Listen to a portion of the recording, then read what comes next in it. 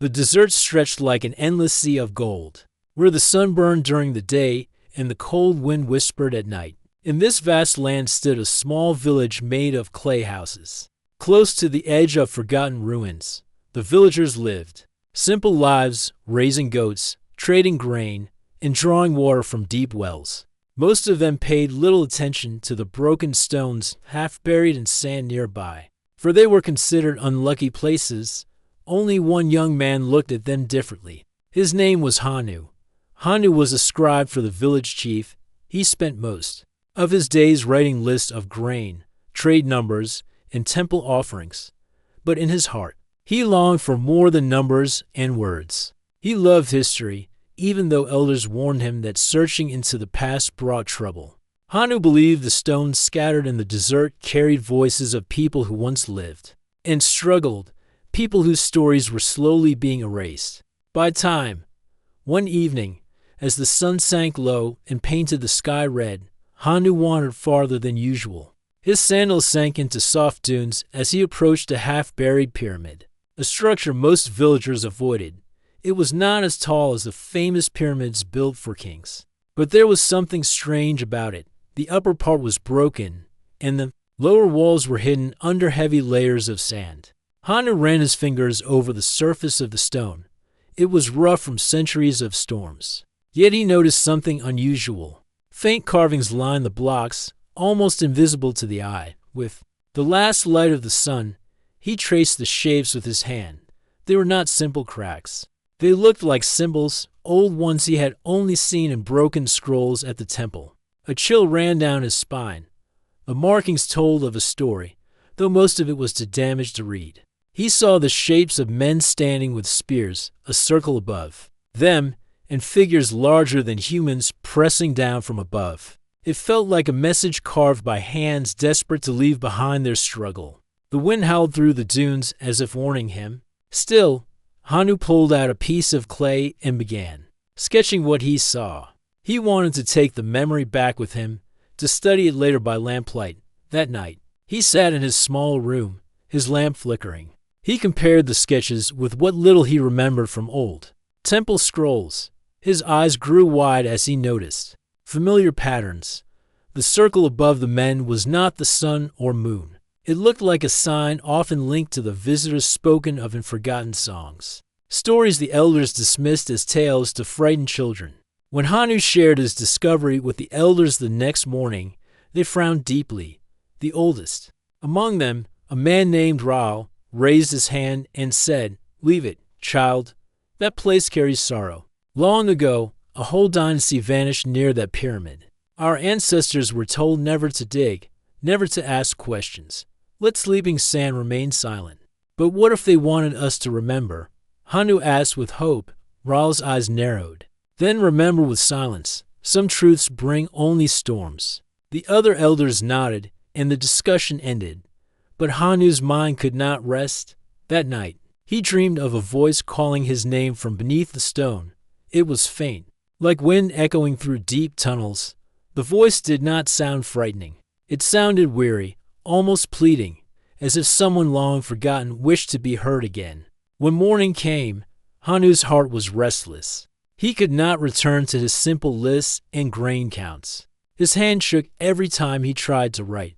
He found himself staring at the desert, feeling its pull.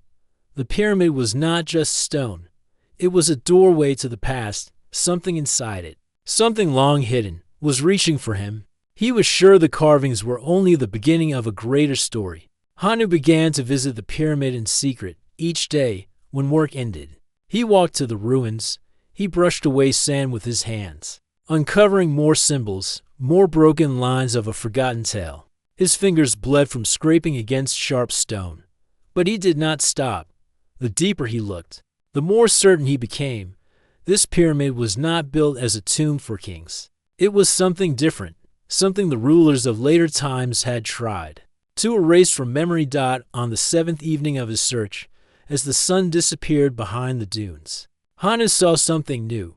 A hidden crack at the base of the pyramid caught his eye.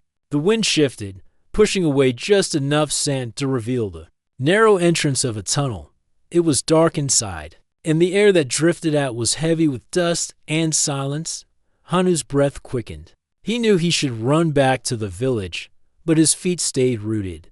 The dream of the calling voice returned to him.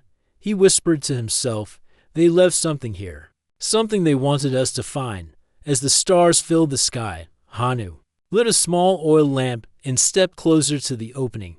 The flame shook in the desert wind, casting long shadows on the ancient stone. Behind him, the village slept peacefully, unaware that one of their own was about to awaken a chapter of history that time itself had tried to bury. Hanu placed his hand on the cool stone at the tunnel's edge. For the first time in his life, he felt that history was not distant or forgotten. It was alive, waiting for him to listen, and he was ready to hear it. The next morning, Hanu's hands trembled as he carried water jars from the well. His mind was not with the daily work. It remained with the pyramid, with the narrow opening he had found at its base. The lamp he had carried the night before still smelled of smoke in his small room. He could almost feel the cold air of the tunnel on his skin. The village moved as it always did. Goats bleated, children ran in the dust, women pounded grain into flour.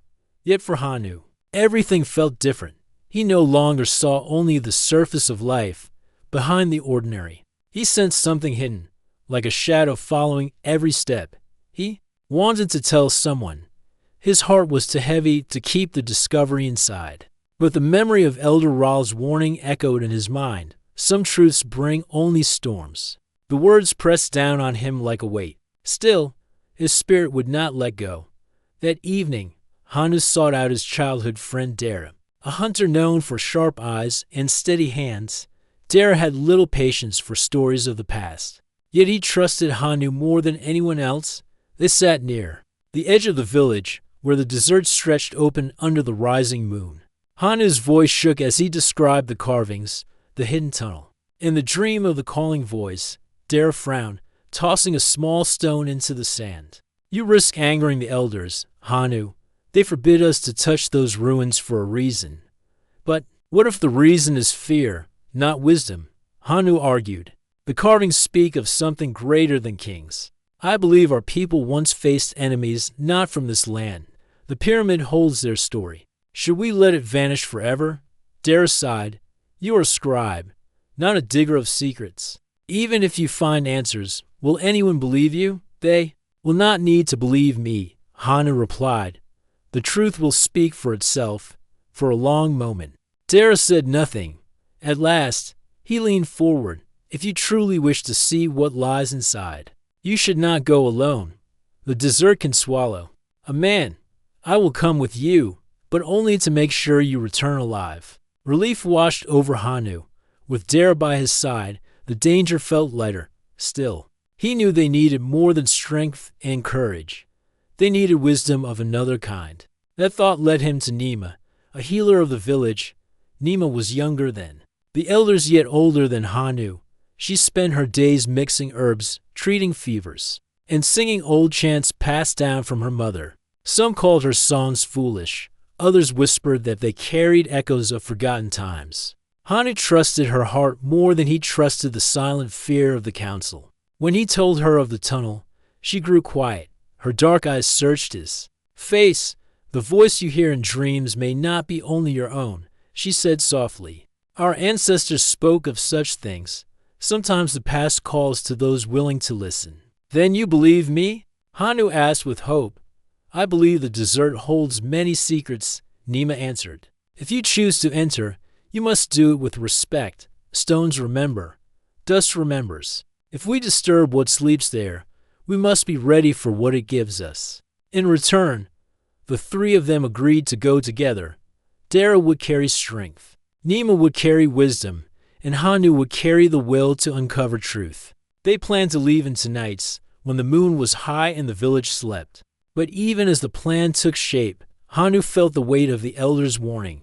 That night, when he lay down to rest, the dream returned. He stood again before the pyramid, yet this time the carvings glowed faintly under starlight. A figure rose from the sand, neither fully man nor shadow.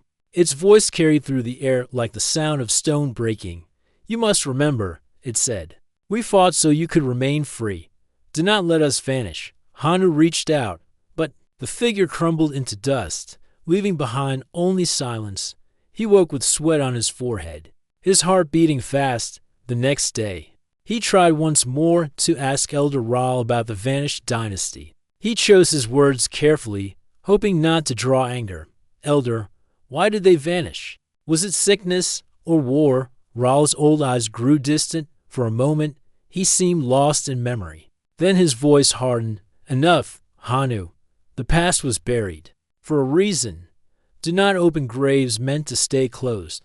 But if they left a message of silence. Raal struck the ground with his staff.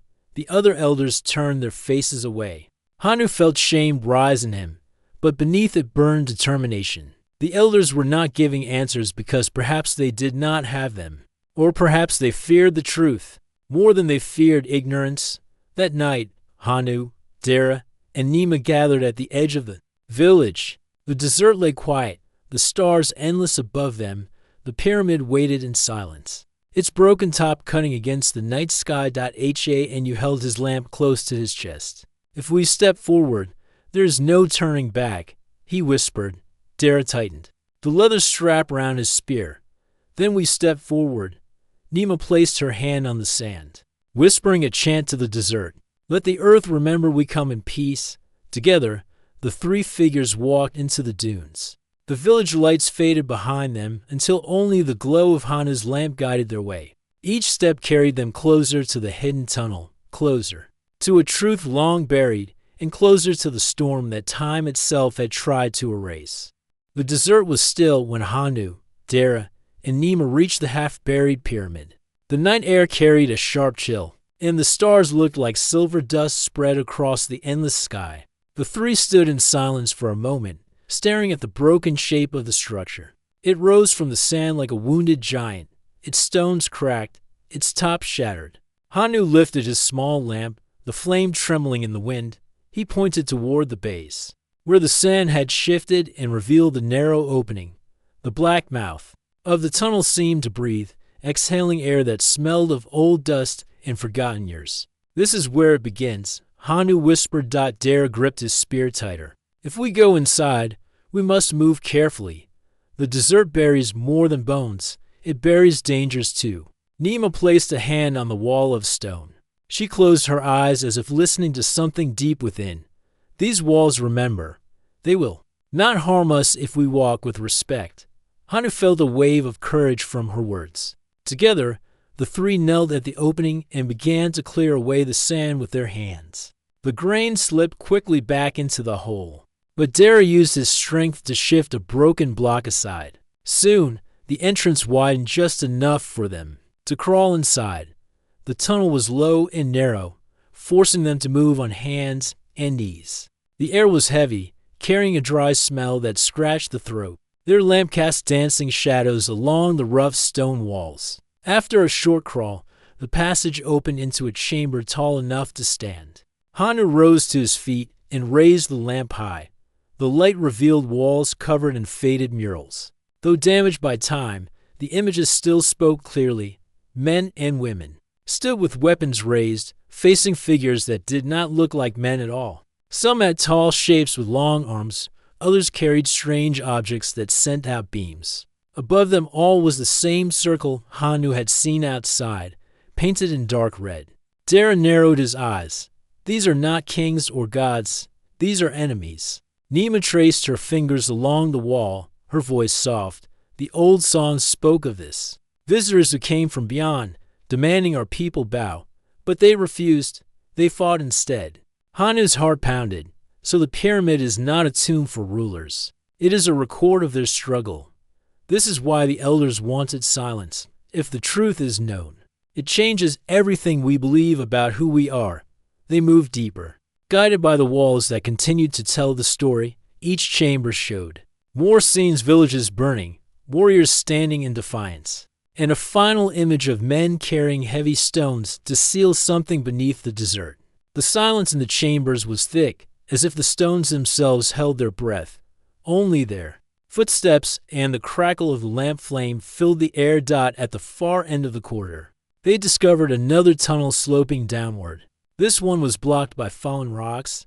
Dara set down his spear and began to pull at the stones. Sweat ran down his face as he worked, grunting with effort. Nima and Hanu joined him, shifting smaller pieces aside. Slowly, the passage opened out as they cleared the way. A rush of colder air escaped from below, strong enough to make the lamp flicker. It carried with it the faint scent of burnt ash and something metallic. Dara leaned back, breathing hard. Whatever lies below has been sealed for a long time. Hanu stepped closer, holding the lamp forward. The light barely touched the darkness.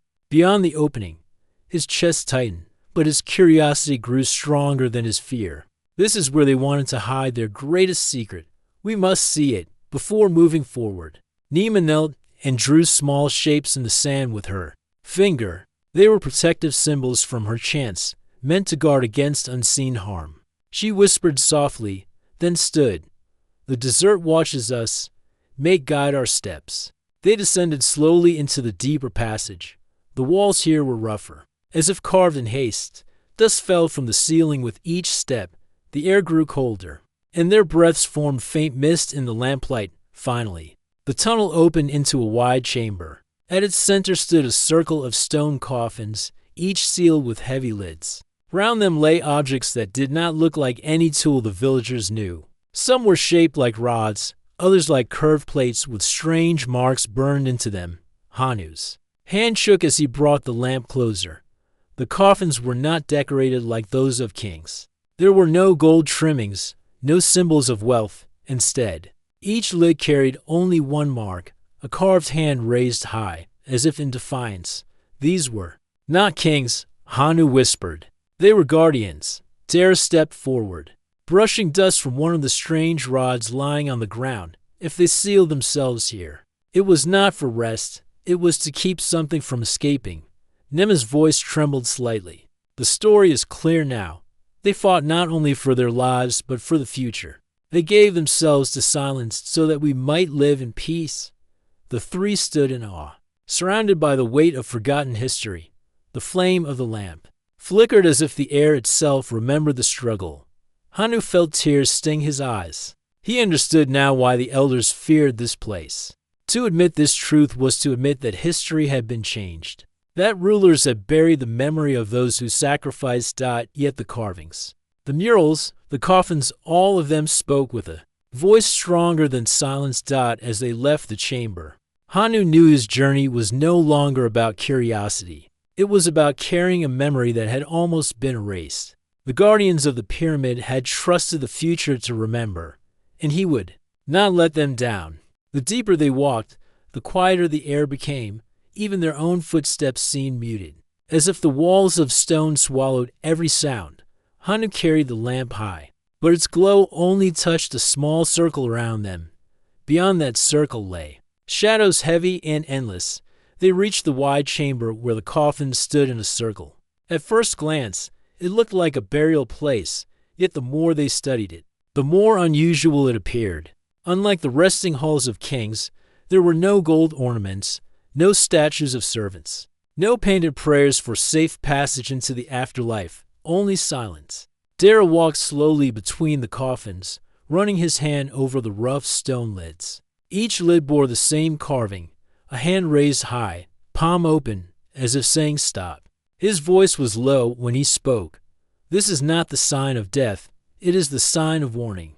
Nima knelt beside one of the coffins. She pressed her ear gently against the cold surface, then pulled back quickly. It feels as if the stone remembers voices. They sealed themselves here, but not to be forgotten. They wanted their warning to remain. Hanu's eyes scanned the chamber. Around the walls were more carvings, though faint from age. He brushed dust away with his sleeve and revealed figures kneeling around a blazing fire.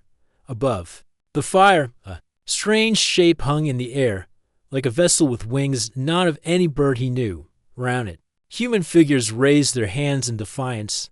This must be their enemy, Hanu whispered. Not of this world, yet they came, and our people resisted. Dara frowned. If that is true, then what became of them? Why do the elders hide this truth? Because, Nima answered quietly. To admit it would be to admit that kings were not always the protectors.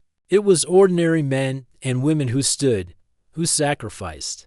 The weight of her words settled over them. The silence of the chamber grew heavier, as though the guardians themselves listened to their conversation. In the center of the coffin stood a stone pedestal. On it rested a flat object covered in dust. Hanu wiped it clean, revealing a cracked tablet. Strange symbols ran across its surface, sharper and deeper than the faded carvings on the walls. He held the lamp closer, his scribe's eyes tracing each mark carefully. It tells of a battle, he said slowly. Our people were told to bow. They refused. The visitors unleashed fire from the sky, but the guardians stood against them. They built this place not as a tomb but as a seal. They swore to trap what could not be destroyed. Dara's grip on his spear tightened. If they sealed something, is it still here? The question made the chamber feel colder. Hanu looked around at the circle of coffins. Could it be that the guardians lay in silence not only as protectors, but also as watchers over something locked beneath? Nema's voice broke the tension. The desert itself has guarded this place for generations. If danger still rests here, it is not broken free. She touched the tablet gently, but it wished to be remembered. That is why it was left behind. They studied the strange objects lying near the coffin's rods, curved plates, and shards of material harder than stone. None of them resembled tools of farming or war. Some seemed melted. Others cracked as though broken under great pressure. Hanu picked up a shard no larger than his palm. It was smooth, shining faintly even in the dim light. He turned it over in his hand and felt a strange warmth, as though it held a memory. This is not from our world, he murmured. The guardians were right. They faced something beyond human. Dara placed a hand on Hanu's shoulder. If the elders hear of this, they will not believe you. Or worse, they will try to silence you. They have lived too long with their version of history. Then we will not bring it to them, Hanu said firmly. Not yet, but we cannot let it be buried again. If the guardians fought for us, we must fight for their memory. The three sat in the chamber for a while longer, listening to the silence. Hanu felt as if invisible eyes watched them, not with anger, but with patience. The guardians had waited for countless years. Now they had found listeners. Before leaving, Nema whispered one of her chants, a song for the departed. The sound was soft and haunting, the only voice that dared to rise in that silent hall. For the first time, the chamber did not feel heavy. It felt peaceful, as if the guardians had accepted their presence. As they began their climb back through the tunnel, Hanu looked over his shoulder one last time. The raised hands carved into the coffins glowed faintly in the lamp's dying light, like silent sentinels swearing to protect. When they stepped outside, the desert night felt strangely alive. The stars seemed brighter, the wind stronger, as if the earth itself had been stirred by their discovery. Hanu breathed deeply, his heart steady. The Chamber of Silence had not only shown them the truth of the past, it had given them a duty. The story of the Guardians was no longer trapped beneath stone. It now lived in their memory, carried on their lips, waiting to be told. And Hanu knew he would not let that story vanish again. The night after their return from the chamber was restless for Hanu. He could not sleep. The image of the coffins, the raised hands carved into stone, and the strange objects scattered around them, haunted his thoughts. But most of all, the cracked tablet resting on the pedestal burned in his mind. He had copied its symbols onto clay before leaving the chamber, and now he sat in his small room, studying them by lamplight. His fingers moved slowly across each mark. The language was old, older than any scroll he had seen in the temple. Some symbols were broken, half erased by time, yet enough remained for him to piece together fragments. The message was not long, but every word carried weight. It spoke of visitors from the sky who came with demands. They offered wealth, they offered power, but in return they required obedience when humans refused. The visitors used fire that fell from above. Villages burned, rivers dried, and the people trembled. But a group stood against them, the Guardians. They built the pyramid, not to honor rulers, but to hide what could not be destroyed. The final words, broken by a crack across the tablet, chilled Hanu. What we could not kill, We sealed. Let the earth hold it, for only silence can keep it from waking. Hanu closed his eyes, his heart heavy. The Guardians had fought not only for themselves, but for all who would come after. Yet their story was erased, buried under sand and silence. The next morning, he met Dara and Nima at the edge of the well. He shared what he had learned, repeating the words of the tablet as best he could. Dara's face darkened, so the enemy was never defeated, only sealed. That means it could still be beneath the desert. Nima nodded slowly. In the storms we feel now, the shifting sands, it could be the earth reminding us of that seal. Time tries to cover what is dangerous, but sometimes time also loosens what is bound. Hanu's chest tightened. Then we cannot allow this story to be forgotten. If the seal weakens, people must know what was hidden. They must know that humans once stood and fought, that they must be ready to stand again. The three walked to the council that evening. Hanu carried the clay copy of the tablet, hoping the elders would finally listen. But when he spoke, the chamber grew tense. Elder Ral's face turned hard as stone. "You defy our warnings again," Ral said, his voice sharp. "You dig into graves that should remain closed. These stories you bring of visitors and guardians, they are poison to the peace of our people. You will destroy what little harmony we have." Hanu stepped forward. "It is not poison. It is truth. Look at these symbols.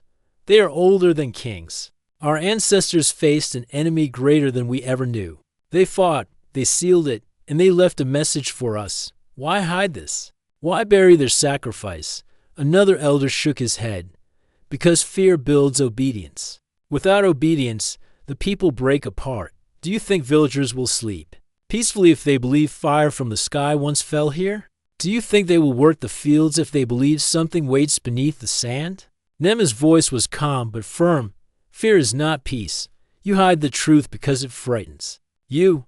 But the desert does not forget. If the seal breaks, will silence protect us then?"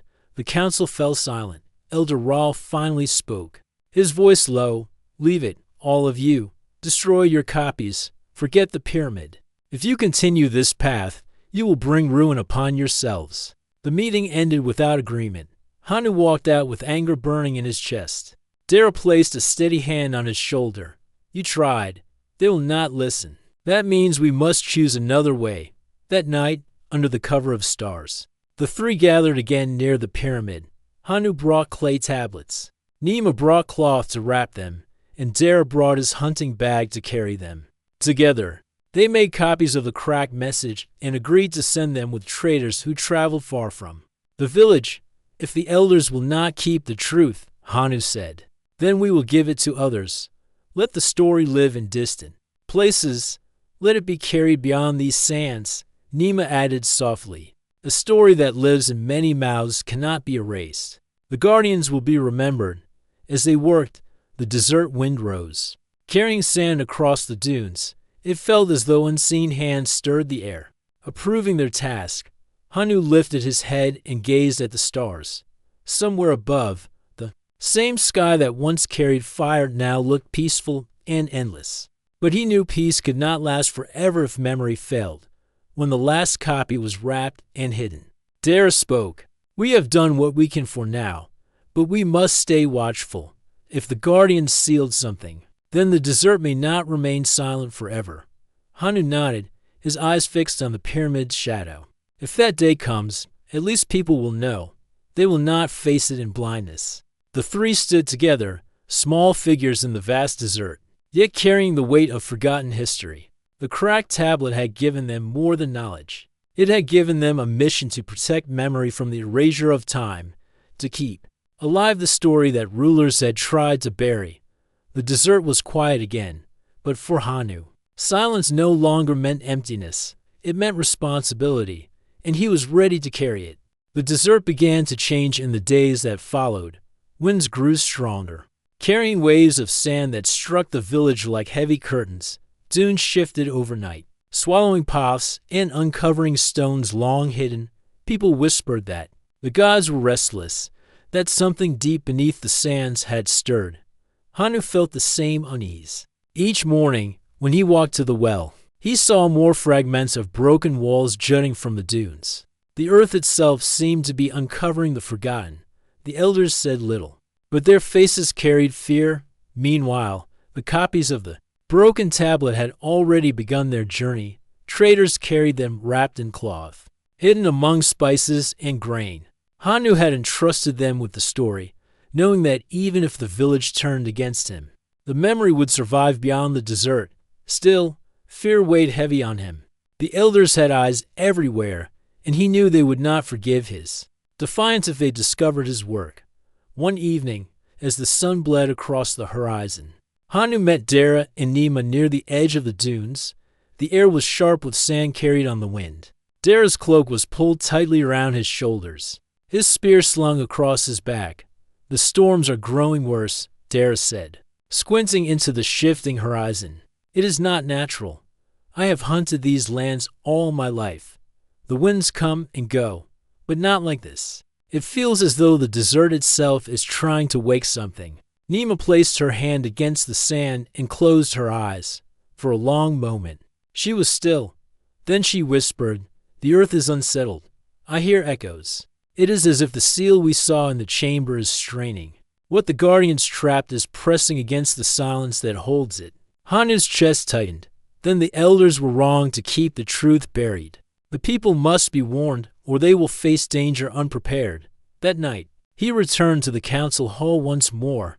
He stood before the elders, his voice steady, but urgent. "The storms grow because something beneath the desert is stirring. The guardians did not seal emptiness. They sealed an enemy.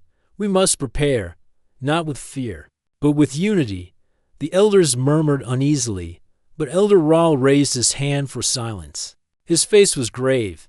"You speak of danger we cannot see. What proof do you have, other than carvings and broken stones? Storms come and go. You make them into omens because your heart is filled with restless dreams.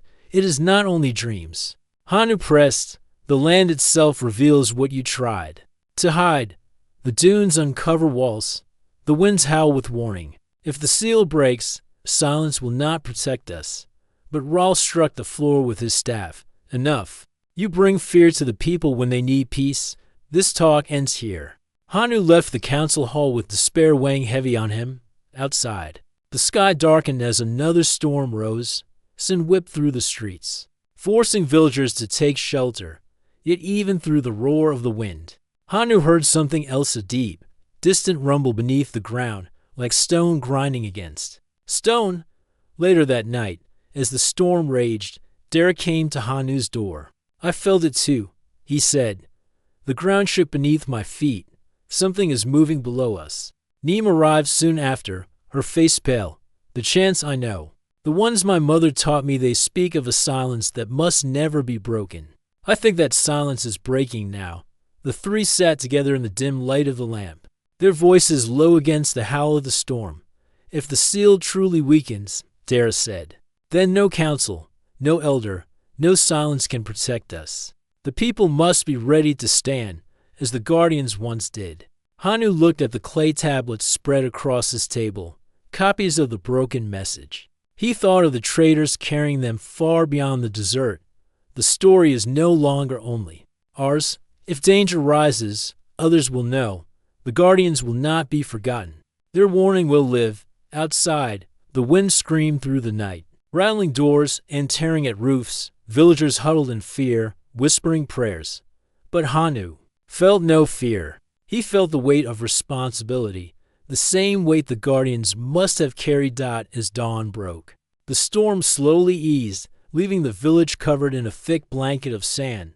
Pots were lost, homes buried to their roofs, yet no one was harmed. Children climbed from doorways, their eyes wide at the strange new shapes of their world. But Hanu noticed something the others did not. Near the pyramid, where the dunes had shifted most, more of the ancient walls were exposed. He saw the outline of another passage, larger than the tunnel they had entered before. The desert was uncovering it, piece by piece. He felt a chill despite the rising sun. The guardians had sealed something away, but the earth itself seemed determined to reveal it once more. Nima came to stand beside him, her cloak pulled tightly against the wind. She followed his gaze and whispered, "The silence will not hold forever." Hanu's jaw tightened. "Then we must be ready. If the past returns, we will not face it as cowards. We will remember who we are. We will stand." The storm had left its mark, but it had also left a message. The time of silence was ending. The desert would no longer keep its secrets buried. And Hanu knew their greatest test was yet to come. The storm had passed, but the village no longer felt the same. Sun buried the paths, and homes leaned beneath heavy drifts. People worked together to dig out what the wind had hidden. Yet whispers of unease filled the air. Many spoke of strange sounds during the night, like deep echoes rising from beneath the earth. Children asked questions their parents could not answer. Hanu stood at the edge of the newly revealed passage near the pyramid. Its dark mouth yawned open, a silent warning that the past was no longer willing to remain buried. Dara and Nima stood beside him, their faces firm but troubled.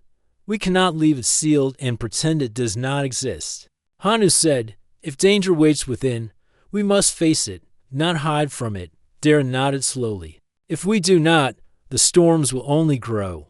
The earth itself wants this secret to rise. We either meet it with courage or we wait for it to consume us." Nima closed her eyes and whispered softly. "The chants speak of silence breaking. They also speak of light carried forward by those who refuse fear. I think we are meant to be that light." The three descended into the passage. The air was cooler here, heavy with the weight of ages. Torches flickered against the walls, revealing carvings of battles, long-forgotten figures of humans standing against vast, shadowy forms. Some held shields and spears. Others lifted their arms as if calling down strength from the heavens. At the far end of the chamber, they found another seal, larger than the first, its surface cracked by time. Hanu ran his hand across the stone. The carving showed a circle bound by chains, a symbol of imprisonment. "This is what the Guardians hid," he murmured. "Not a tomb, but a prison." A low tremor shook the ground beneath their feet. Dust fell from the ceiling, and the torches quivered in their hands. Dara stepped back, his spear raised. "It is weakening. The prison does not have long." Nima lifted her torch higher, her eyes reflecting the flames. "We cannot stop time, but we can remember. That is the strength the Guardians gave us. If their chains break, we must face what comes as they once did, with unity, not silence." The three returned to the village, carrying the weight of truth. Hanu called the people together in the open square, where sand still covered broken walls. The elders tried to silence him, but this time the crowd was restless. They had seen the storms, heard the rumbling earth, and felt the fear in their hearts. Hanu raised his voice so all could hear. "For generations, you were told silence would protect you. But silence has only hidden the truth. The pyramid is not a tomb. It is a prison. What sleeps beneath is stirring, and storms will not stop until we face it. The Guardians left us more than silence. They left us courage. If they stood against the darkness, then so can we." The people murmured, torn between fear and hope. Then Dara stepped forward, holding his spear high. "I will stand. I will protect this land as the Guardians did." Nima followed, her voice strong. "I will stand too. The chants of my mother will not be forgotten. They will guide us." Slowly, others joined them, farmers, hunters, and even the youngest of the village lifted their hands in agreement. The elders, seeing the strength in the people's eyes, could no longer command silence. That night, under a sky filled with restless stars, the village prepared. Fires were lit on the dunes, casting long shadows across the desert. Weapons were sharpened. Chants were practiced, and families stood together, not in fear, but in readiness. Hanu walked among them, his heart heavy yet strong. He knew the prison would one day break, perhaps not tonight, perhaps not tomorrow, but soon, and when it did, the people would not face it blind. They would remember the Guardians, and they would remember their own courage. As the fires burned low, Hanu returned to the edge of the pyramid. He looked upon the sands, endless and shifting, and thought of the traders carrying the clay tablets far across the lands. The story would spread. Even if his village fell, the memory would live on. Humanity would not forget again. Dara came to stand beside him, spear in hand. Do you think we can truly stop what is sealed below? Hanu looked to the horizon, where the first light of dawn began to rise. I do not know if we can stop it, but I know we can face it. And that is enough. The Guardians were not greater than us. They were like us people who chose defiance instead of fear. If they could do it, so can we. Nima joined them, her cloak rustling in the early breeze. Then it begins, not with silence, but with memory. Not with fear, but with unity. The sun broke over the dunes, painting the desert in gold. The village stood ready, their hearts bound together. The pyramid loomed behind them, its hidden prison trembling in the depths. And though the earth still whispered of storms to come, Hanu felt no despair. For the first time, he felt the strength of a people awakened. The Guardian's legacy was alive, carried not in silence, but in the voices of those who chose to remember. The desert had tried to erase the truth. Time had tried to bury it, but humanity had defied both. The legacy of defiance would endure.